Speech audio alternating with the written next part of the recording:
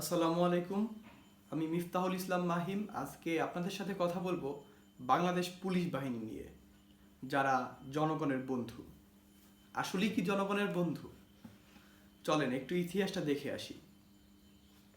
1961 সালে এক বিশেষ আইনের মাধ্যমে ব্রিটিশরা এই ভারত উপমহাদেশে প্রথম পুলিশ বাহিনী নিয়ে আসে, এবং তখন ওরা বলেছিল এই পুলিশ বাহিনী বাংলাদেশের শান্তি শৃঙ্খলা রক্ষা করবে, যেটা এখনও ওদের মোটো। কিন্তু আসলেই কি ওরা শান্তি শৃঙ্খলা রক্ষা করে? 1961 সালে যখন পুলিশ বাহিনীর সূচনা হয়, তখন ব্রিটিশদের প্রধান উদ্দেশ্যই ছিল এই ব্রিটিশ এম্পায়ার বা এই ব্রিটিশ উপনিবেশ এই ভারত উপমহাদেশে দীর্ঘস্থায়ী করা। আপনি যদি ইতিহাস ঘাটেন তাহলে পুলিশদের কখনো কোনো ক্লিন ইমেজ পাবেন না। পুলিশরা সেই ওদের সৃষ্টির শুরু থেকেই ছিল শুয়োরের বাচ্চা।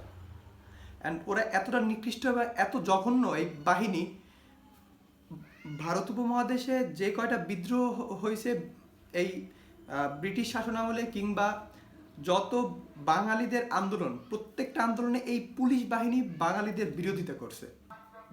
এমনকি এই পুলিশ বাহিনীর দ্বারা ভারত উপমহাদেশে প্রায় 18 থেকে 19টির মতো গণহত্যা পরিচালিত হয়েছে।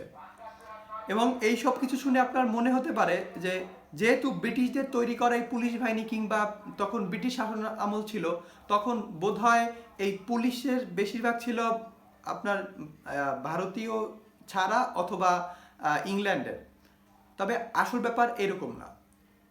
ভারতীয় পুলিশ বাহিনীতে বেশিরভাগ কনস্টেবল বা অফিসার ছাড়া যত সেপাই ছিল, 80%-এর বেশি ছিল বাঙালি। অ্যান্ড এই বাঙালিরাই কিন্তু লাঠিচার্জ করছে, এই বাঙালিরাই কৃষকদের উপরে অত্যাচার করছে। এই নীলকুঠি থেকে শুরু করে জমিদাররা বাঙালিদের উপরে যত অত্যাচার করেছে, তার সব থেকে বেশি সহযোগিতা করেছে এই পুলিশ বাহিনী। অ্যান্ড এই পুলিশ বাহিনীর অ্যান্ড ব্রিটিশ অফিসারদের অর্ডারে ওরা বাঙালিদের মেরেছে, কৃষকদের পেটে লাথি মেরেছে। এখন আপনার মনে হতে পারে তখন অনেকে পেটের দায়ে কাজ করেছে। তোর যদি পেটের দায় থাকতো তুই মদ বিক্রি কর। এরপর 1947 সাল কিংবা 1952 সালেও কিন্তু ছাত্রদের উপরে গুলি এই পুলিশ বাহিনী করেছিল। এরপরে 1971 সালেও ঠিক সেম কাহিনী হয়েছে। রাজাকার বা পাকিস্তানিদের যারা সহযোগিতা করেছিল, এই কথাটা শুনলেই মনে হয় যে রাজাকার মানেই বোধহয় হচ্ছে জামাত শিবির। কিন্তু মজার বিষয় হচ্ছে, স্বাধীন বাংলাদেশের আগে যখন পাকিস্তানি শাসনামল ছিল, তখন এই পুলিশ বাহিনী বাঙালিদের উপর অত্যাচার করেছে।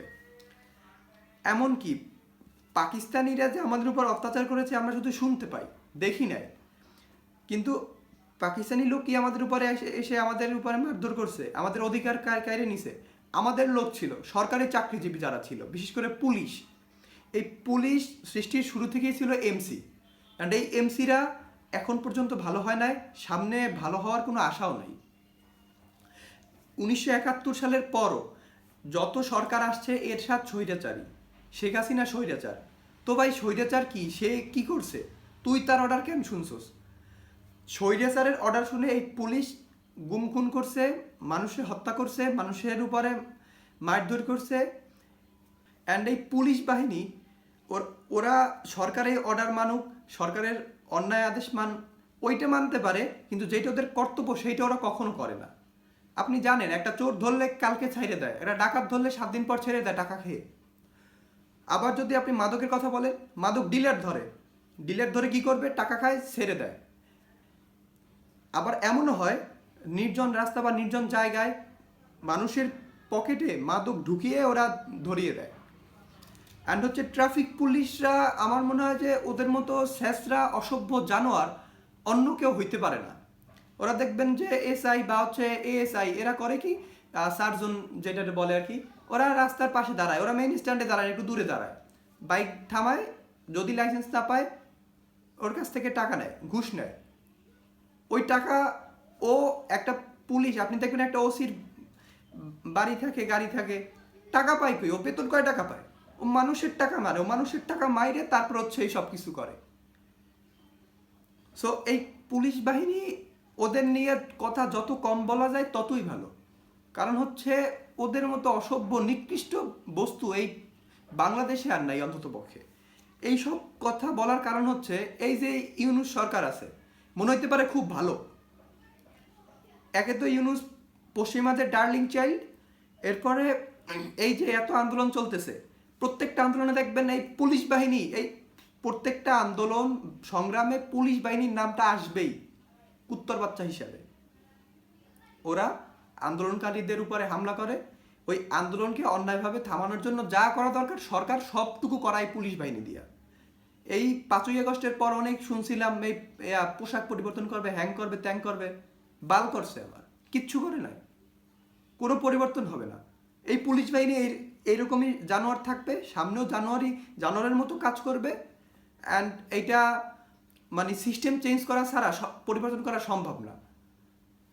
8 পাস করে ও কনস্টেবলে ঢুকে কি করে, ঢুকে হচ্ছে পায়ে একটা বন্দুক, খুব একটা হ্যাডাম, তোরে জনগণের সেবা করার জন্য তোর হাতে লাঠিটা দেওয়া হয়েছে, বন্দুকটা দেওয়া হয়েছে, তুই সেইটা দিয়েই জনগণের মারতেছিস, তোর বেতন হয় জনগণের টাকায়। আমার কাছে মনে হয় যে একটা ওসির থেকে একটা পেয়ারাওয়ালার যে পেয়ারা বিক্রি করে ওর সম্মান অনেক বেশি, ব্যবসা করে খায়। আর তুই তো শালা ভিক্ষুকের থেকেও অধম।